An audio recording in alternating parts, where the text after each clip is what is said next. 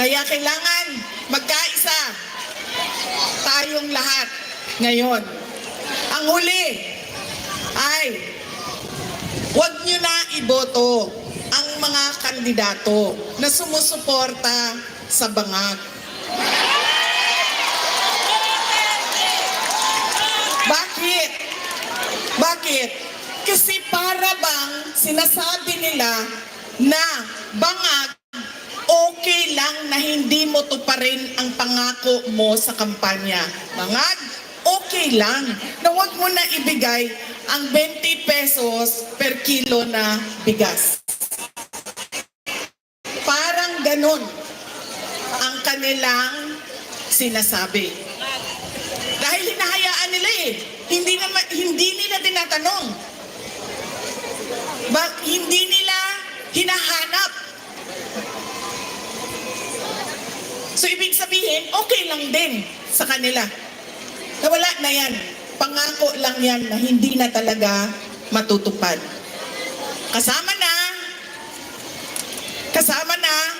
ang mga congressman na pumirma ng impeachment.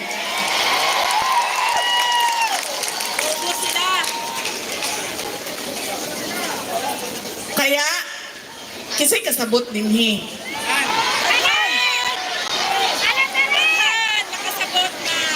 palihog ko gingon dito sa mga silingan ba, nga dili na nabutuhan si Joel Chua, si Valeriano, si Babante, si Tieng, Seda. Kamu na ipasabot dito sa ilahang. Kinsa man ang ato ang congressman dinhi. Si Amado Agatsing.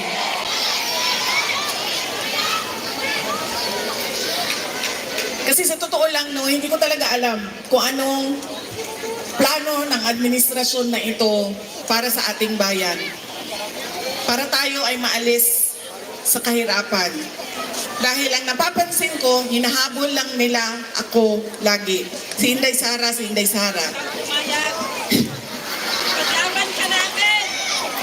Malamang. Kasi pag nagkikita kami, hawak ng hawak. Pag ganyan sa yung hawak ko,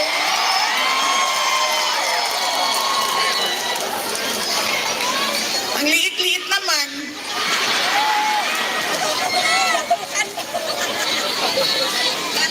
Pangit pa ng ngipin.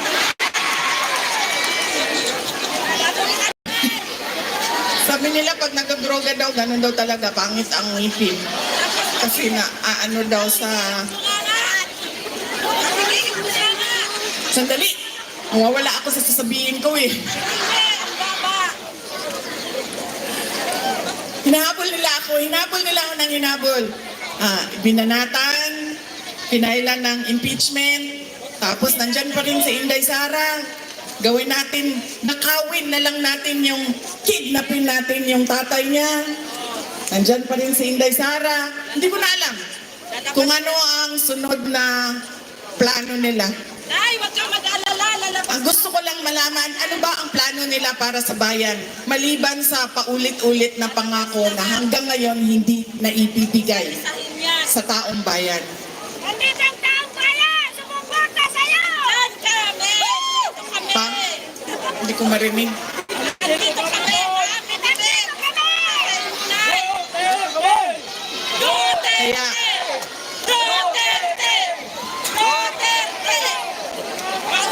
huwag natin kalimutan, kailangan natin magkaisa.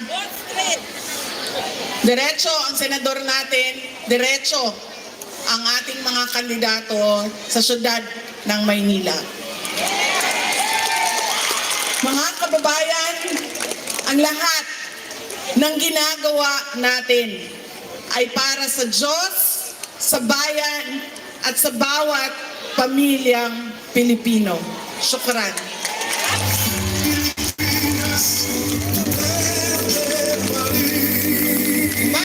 Maraming salamat po. Muli, palakpakan po natin ang ating Vice Presidente, Vice President Sara Duterte!